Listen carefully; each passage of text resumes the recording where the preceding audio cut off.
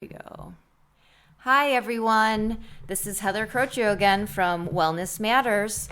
Today, I have a really special guest today. His name is Jeff Bear. He is from Oswego, New York, and I brought him on today to talk to him about all things Tai Chi. He used to be or retired school counselor, or are you still a school counselor, Jeff? I'm still a part-time school counselor because my wife doesn't want to give up teaching, so I've got to do something. Absolutely. And he used to be the co-owner of Counseling and Healing Arts. And there are two different buildings, one in Fulton and one in Oswego. And there they used to, well, they still do mental health counseling and a lot of holistic healing type practices, which is where I'm sure you got to get a lot of extra practice in for Tai Chi. So, Yes. yes, so I just want to go ahead and start by asking you what exactly is Tai Chi? Tai Chi is the choreographed movements of single Qigong moves. Qigong is basically Qi is energy, Gong is exercise. And so when you take the single moves and choreograph them together, it becomes Tai Chi.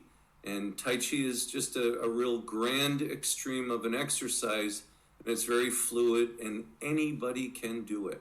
Anybody can do it. That was one of my questions. If there's, certain people that maybe shouldn't be doing it. I asked Kim Simmons that same question about Reiki and pretty much, and with yoga. If you can breathe, I feel like all of these practices can be worthwhile for anyone, correct? Absolutely, because the grandmaster that I've trained with, that I'm also a teaching assistant with, said it's not what you do, it's that you do, and a huge part of that is just breath work. It's an awful lot to be, ahead of your wellness just because you want to do something, and breath is always a big part of it. So big. I just turned 40 and I've been into health and wellness pretty much my whole life, but the concept of deep breathing wasn't something until recently, within the last year or two, that I really started to try to practice more and understand more. It's obviously such a simple concept. It's how we all live. However, I know for myself, and I'm sure many other people, we just kind of do those shallow breaths all day long, which, in my opinion, just exacerbates more anxiety. And until you start to make that mental connection of taking those deep belly breaths and whatnot, I don't feel like you're really breathing to the best of your ability, I guess. Absolutely, and I almost am sick to death of talking about COVID related things, but there's been a lot of articles and research based on people staying healthier who do things like yoga and or Tai Chi because a lot of it has to do with breath and keeping your respiratory system, at its peak. And one of the other benefits of Tai Chi is just overall immune strengthening. And so if your immune system is stronger, just from simple movement and breathing as you go, it really, really helps. Awesome. So, um, when did you start getting into Tai Chi? Well, about 10 years or so ago, I tore up my right knee and couldn't do any competitive running, which I had been doing for decades. And I really grieved for a couple of years. And then I got this magazine from the famed Kripalu Institute, and it was unsolicited. I opened it up, and it was one of those kismet moments when there's a picture of Dr. Yang Yang, and he's a research scientist, a doctorate in kinesthesiology. And I went to a workshop at the end of a February break and was totally, enthralled with it. And I found my new Zen, my new place to get a good, healthy high. And so I went back for a 5-day training in June of that year. And then in November, Yang took me aside and said, "Hey, come take a walk with me," which was kind of a daunting kind of a thing. So we walked for about 20 minutes, and he asked a lot of questions. And 2 weeks after that, he asked me to become a teaching assistant for him because he had seen some type of a spark of an interest and a propensity to be able to do it, because I had brought 5 of my students with me from the classes that I had started teaching. So that was about 9 years ago, actually. And pre-COVID, we would have these teams attend teaching assistants either at Kripalu or Omega Institute and other places like that. And we would train, regular types of individuals, some that had training, some that didn't. And it's just gone from there. I was teaching 2 full classes before COVID, but I've combined them just into one Saturday morning. But I do teach a lot of caregivers for people that have lifelong types of illnesses. And this is through Kim Simmons and her Peaceful Remedies that she runs. And it's a great practice, and I just love doing it. So is that where you are doing your teaching right now? Is that Peaceful Remedies? No, it's at Sunset Yoga Studio, which is a Bikram styled yoga studio that was one of the first to open up. I used to be with a place called North Coast Yoga, but they were very, very hesitant to reopen. They have since reopened, but not in the same capacity.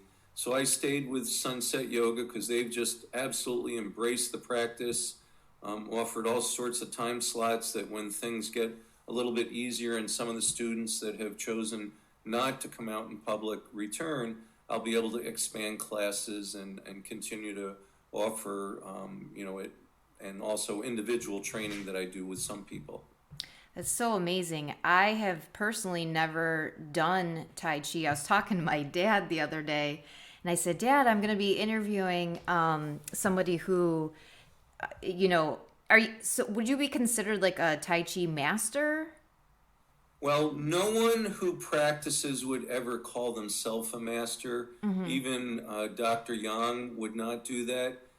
There is a term called Laoshi, and a lot of Chinese words don't equate well to English, but Laoshi means old teacher, and that's a sign of respect. An individual who may get respect is called a Shifu. And so some of my students, the ones that have been with me since I started, may call me Shifu, but I would never call myself that because in Chinese culture, it's a very humbled type of a structure. So I've been teaching for 9 years, but I'm what they call a baby teacher. Oh, okay. Some people take 20 years to get to be quite proficient. I mean, I have certainly excelled, and I just love what I do. Probably not until I stop working full-time or part-time would I ever really continue to practice. But I've added a lot of different disciplines to it, and just continue to want to, share those experiences with the people that I teach. So, okay, I'm going to reference you as a Tai Chi teacher. I was talking to my father, and I told him that I'd be speaking with you, and I said, it's very restorative and has so many wonderful benefits. And he was like, really?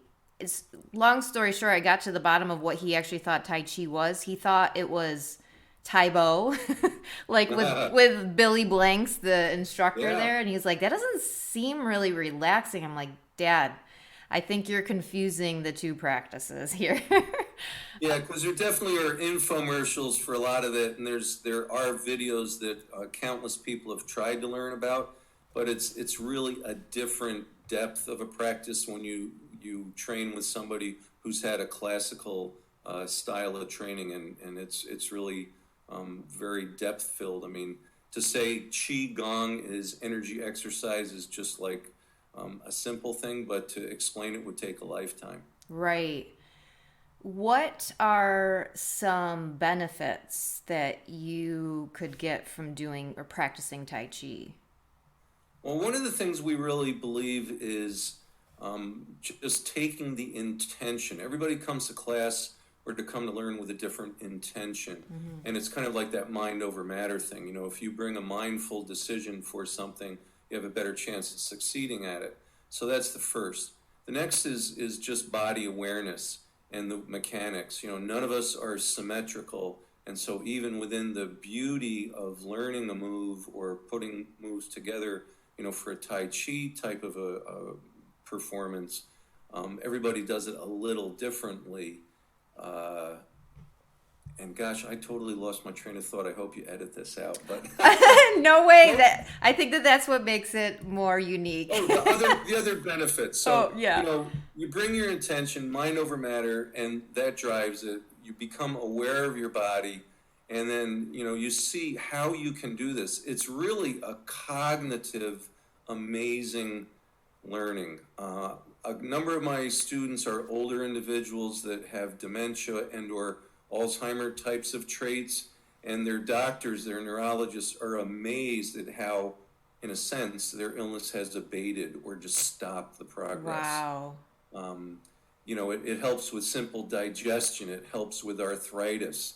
It helps to diminish so many different ailments. Because basically, you take oxygenated blood into your lungs, you're moving. So as you move, you're opening up connective tissue. So you're stretching, you're moving, you're increasing your capacity, and you're strengthening. I mean, if you said at the age of 63, I would be stronger, leaner, more agile, and have better balance than when I was in high school playing football and doing track, I would have laughed. But that's exactly what it is. For real, you feel that good? Oh my gosh, to see me do flying spin kicks and things like that we may do in advanced training. We don't really do that in class too much. Right, but still. But, to take a pretty heavy sword and to do a 48 form, sword movement, because the sword is kind of the extension of your energy through your hand and your arm. Right. And I've been doing that in some of the classes, phys ed classes at school the last week or so. But one person in particular, an 87-year-old woman, had double hip replacement, and she came before the hip replacement to get stronger, as per her doctor, and her daughter was taking care of her. And she came in bent over with 2 canes to steady herself. And 4 months after the surgery, she walked in without any canes, stood upright, and was just an amazing, amazing person while she practiced before moving back to Florida to other relatives. And there's just countless types of things like that. One woman was hit in the head by a heavy sash of a Victorian home she lives in, got a little Bell's palsy kind of thing, and she, struggles a little bit with that, but oh my goodness, to see this, 75-year-old woman just working the forms and moving and breathing, so it just goes on and on. There's just so many stories like that, so it really, it's just amazing what you control in a wellness aspect to stop illness. And plus, I don't think I have had a major cold since I started. Oh my goodness, that's amazing. So you said it improves your immunity. Oh, your immune system is amazing. And working in a public school, not to be sick, even pre-COVID, of course. Right. But I just don't get sick anymore. And if I do get sick, I have a sniffle, but I don't have like this cough that lingers and puts you out of work for 3 days. Right. That just never happens anymore. I feel the same way. I've done a lot of work on like my health and wellness and whatnot. So it includes diet and that kind of thing. But again, as I've aged, I've realized that's just one component of actually being healthy, And movement, I like to call it more of like movement medicine. When you're doing things with intention, like yoga, I prefer to actually do foam rolling. And what I've learned about that is, the fascia around your entire body, when that gets dehydrated, then you tend to kind of cave in and, have bad posture and all those things. So the more that you can hydrate your body and bring in that new oxygenated blood, I should say, the more flexible you become. So I have noticed a difference in my own body in terms of that. But it's, again, like a practice where you have to be very present and aware of each movement. So I'm definitely going to be trying Tai Chi. And it really helps with sleep benefit too. We do movement, we do meditative types of things, and we do agility. Agility, gets the heart rate up Right. and gives you stamina and strength, that type of thing. The movement just, stretches and elongates and gets the Yep. oxygen in. But the meditative parts, and we have three types. We do standing meditation, seated meditation, and then lying down. And, most people, if they even did 5 minutes of a meditative quieting of the mind in a Tai Chi type of a way before bed, in 2 weeks, you're going to have such incredible, better depth and quality sleep. And so it's all really connected. The meditations are always connected to something called Pearls of Grandmother's Wisdom, because the elders in Chinese culture are very heralded. And so as we've learned these with Dr. Yang, he shares stories from his upbringing, and it's really great, and it allows you to let things go, to quiet the Yeah. mind. Yeah. And that's so difficult for so many people, especially with the stress of what we've been Right. dealing with in our country, in many levels. Well, like you mentioned how your sleep becomes better and increases when you're awake. I feel when you're meditating and you're implementing that in your day, I feel then your whole self, like during the day, like your mood and everything, just you feel so much quieter, like you had said, and then with that you kind of deal with stressors in a different way. Absolutely. So yeah, it's all meditation is such a gift that I just wish everyone would start to, and I think there is a good size movement that is, going in the right direction in terms of meditation. Right. And I remember when I first took a job here in Oswego, where I did come, as a school counselor. People said, "Oh, it's such a dark place. You need to bring your light there." And Wow. so it has been really a career of bringing different facets of wellness, and the most recent being this Tai Chi. But it really is amazing, because the more you practice, the better you get. If Right. you like sitting, oh, you get really good at that. But that lack of movement doesn't help you really. Right. Uh, but it's really amazing that I do practice every day, but I don't do a full practice. I mean, I'd like to do 45 minutes to an hour. I'm an early bird, so I get up at 4:30. I read devotionals and different types of meditative things. And then I like to get at least 20 minutes of movement, because when I don't allow myself that time, I don't feel the same during that Right. day. I will have more stress. I will have a little angst. Right.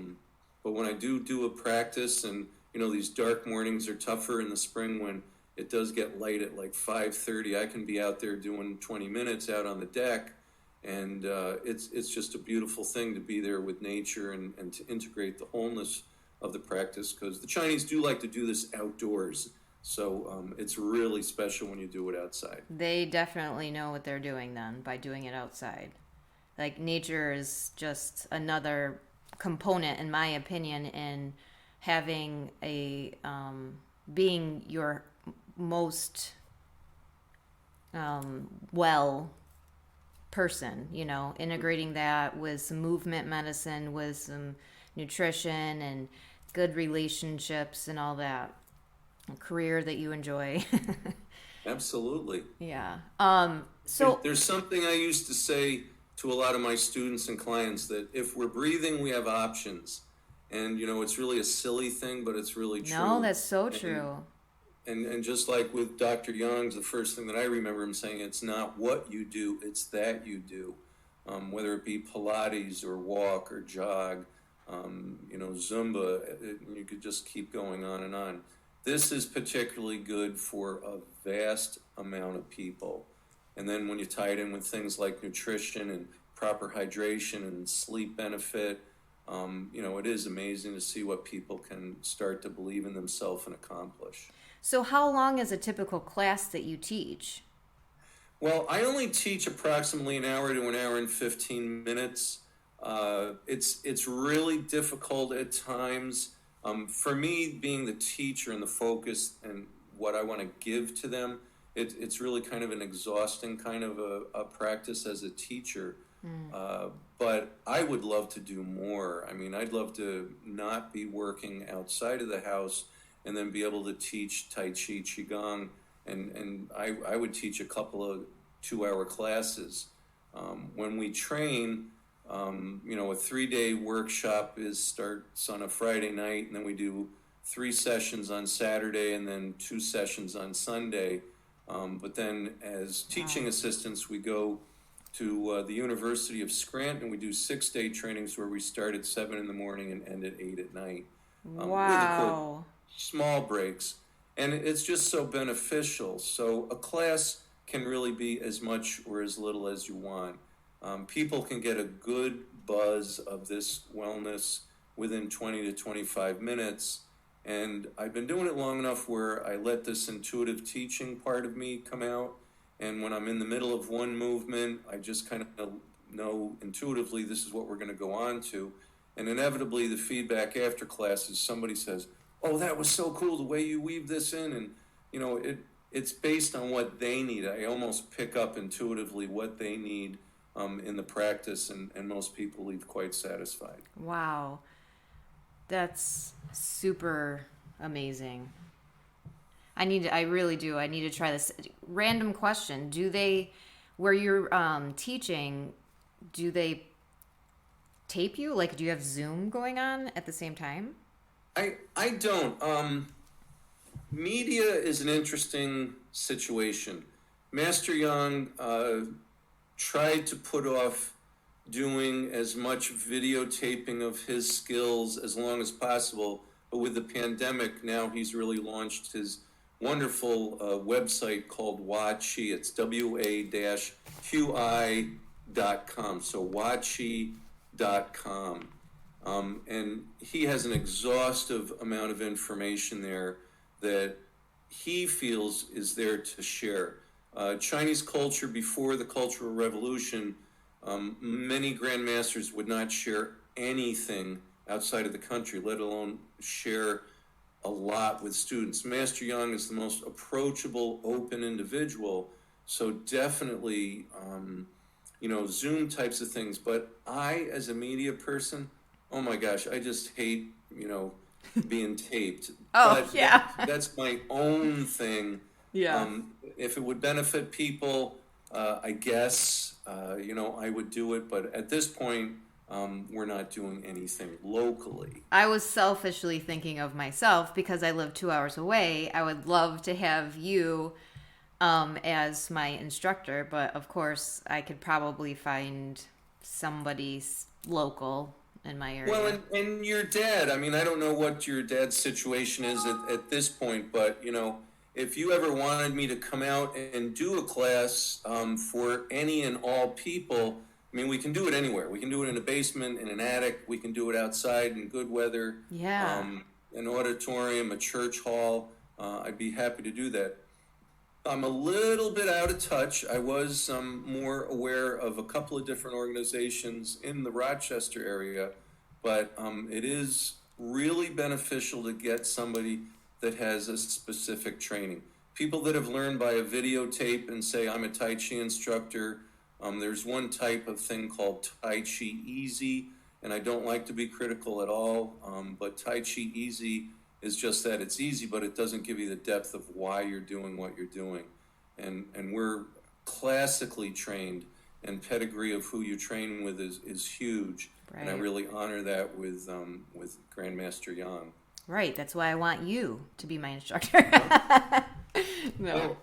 And this is on kind of a sidebar. 2 of our 3 sons work and thrive in Rochester and are probably going to stay there the rest of their lives with their significance. Mm-hmm. And so my wife and I am sure, because we had our first engagement of our oldest son, and they're getting married in August. Yay! I'm sure we will be moving to Rochester sometime.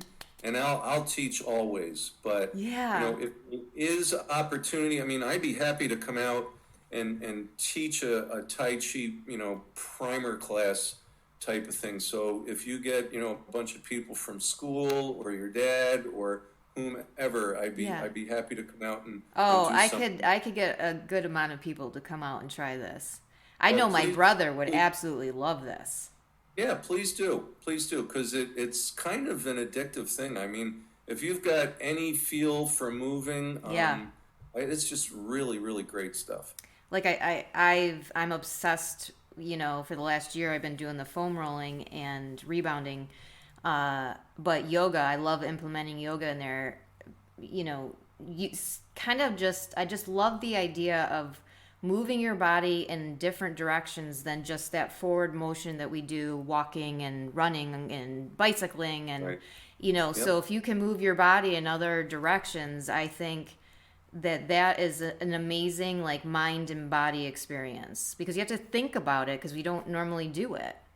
Absolutely. And I'm happy to send you a number of resources and links and different things. But you said the foam roller a couple of times. Yeah. I don't know about you, but foam rollers in my IT bands, because I do so much squat type of work and we Yeah. get into things called the warrior stance, and that just wreaks havoc. Oh But yeah. my hamstrings are pretty good for a guy. Yeah. So Oh my goodness. I can show you some moves on the foam roller while you're doing the tai chi for me. I'd be happy to do some trade-off. That'd be excellent. So just because I'm still curious and I'm sure some listeners might be too, what are some movements that you would be doing in tai chi? I know it's hard because this is all audio, but is it like fast paced? Is it slow? Like is there a lot of cardio or The the the greatest masters of this say you should live long enough to go as slow as you need, okay. because to go slow you use your muscles in very different ways. So a lot of people will start off with quicker movements, but the slower you can go, the better. Yeah. That's the first thing. The other thing is, if you have in your mind an astronaut in training in one of those gyroscope type of chairs where they're spinning around in circles. Yeah. I mean, basically, you take the chi, the energy, and this is kind of silly, but you're scuffing along the carpet in the dry winter heat of your house, and you touch your husband Todd, and you give him a shot. Yes.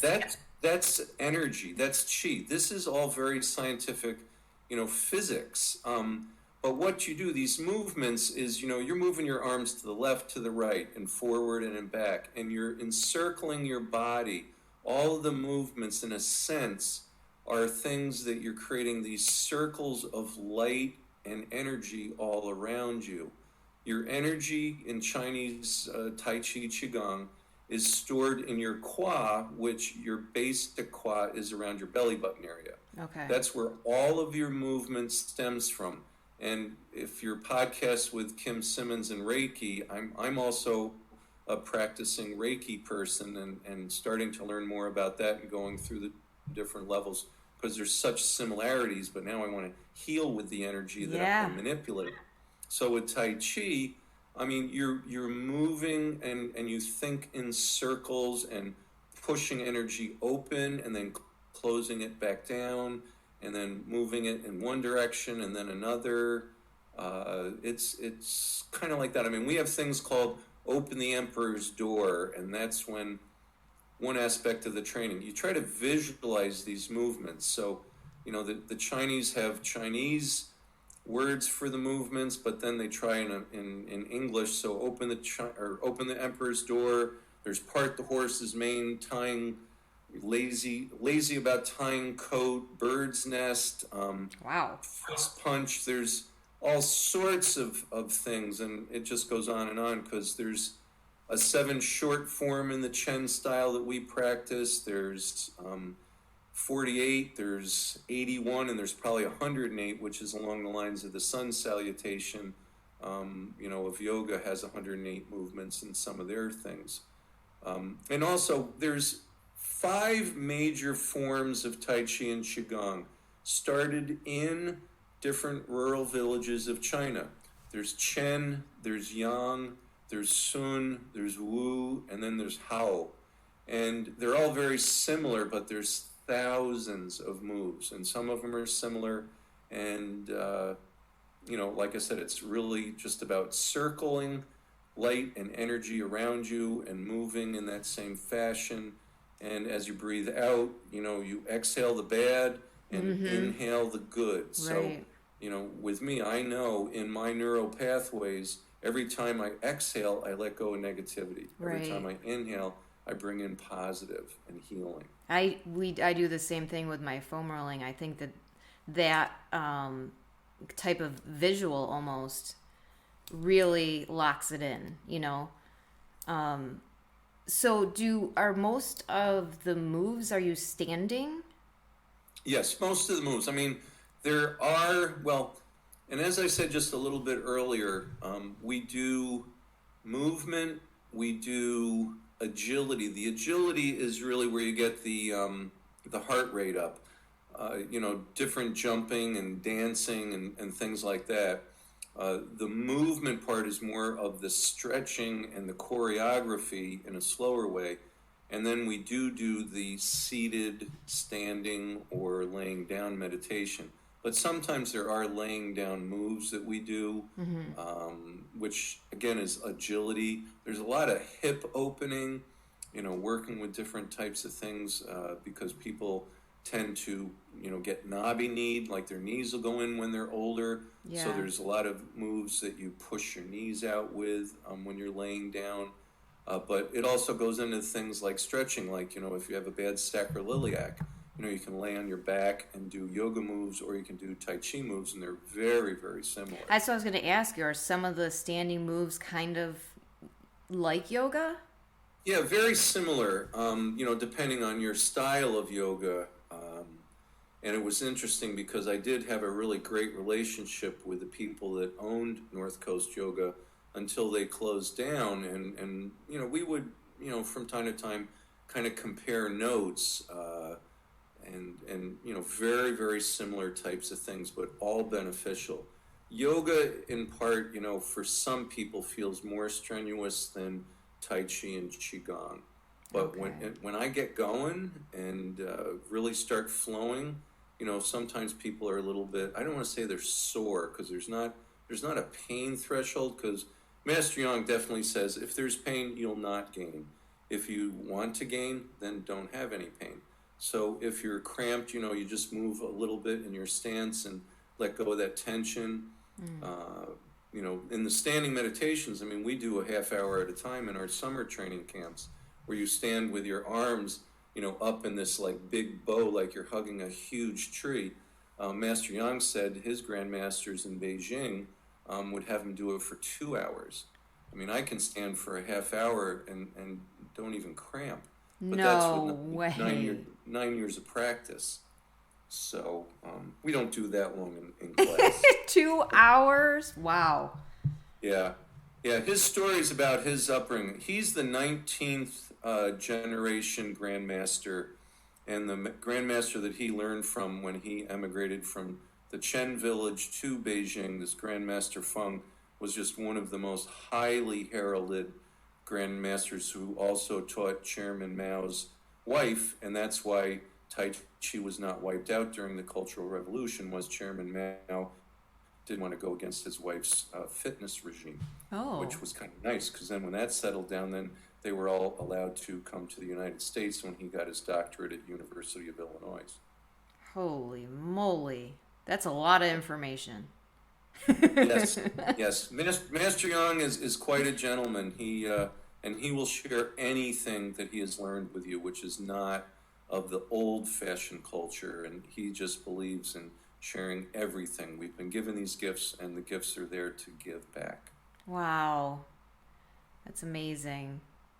Now I really do. I want to try this very soon. Does your Well, our wife? February vacations are coming up pretty soon, so if you want to book something, if you're not going to someplace warm, I'm um, not. well, I'm not Sadly. either. Sadly, I wish I was, but I'm not. So yeah, that'd be amazing.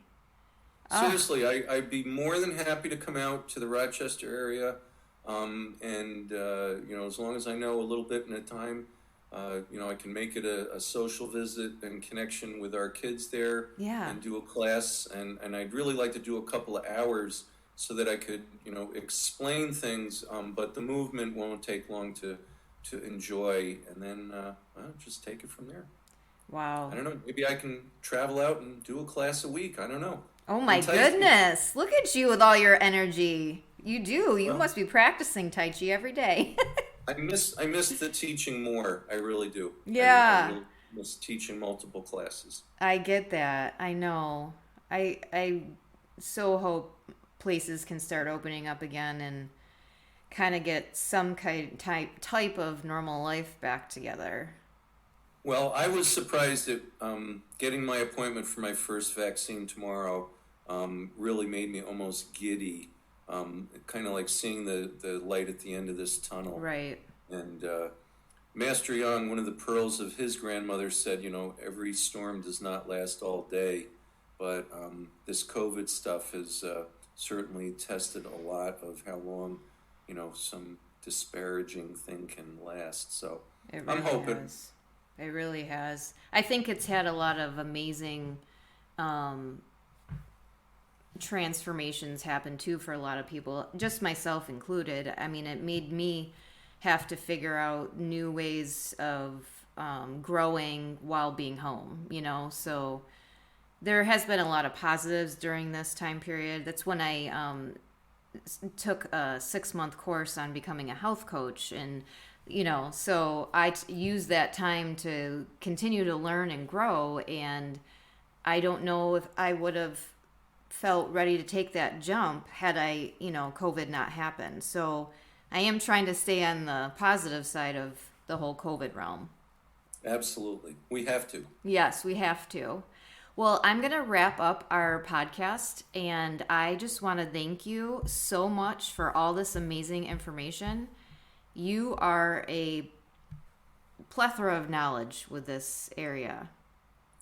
Well, I was given these gifts to give, and I just love the giving aspect of it, and I hope I can live long enough to go slow enough to enjoy it. Because Oh, you can. it takes 100 times of a movement to learn it, 1,000 to perfect it, and then a lifetime to figure out, why am I doing this to begin with? So I think I'm in that 1,000-time plus figuring out, why am I doing this? But I sure do love it. Kind of sounds like golf. Yeah. That's right. I keep going because I can't perfect it. Right, right. Well, I'm going to wrap up our podcast. So thank you, everybody who tuned in and listened to our podcast on Tai Chi. I hope that you can take this knowledge and apply it to your life. And remember, wellness matters.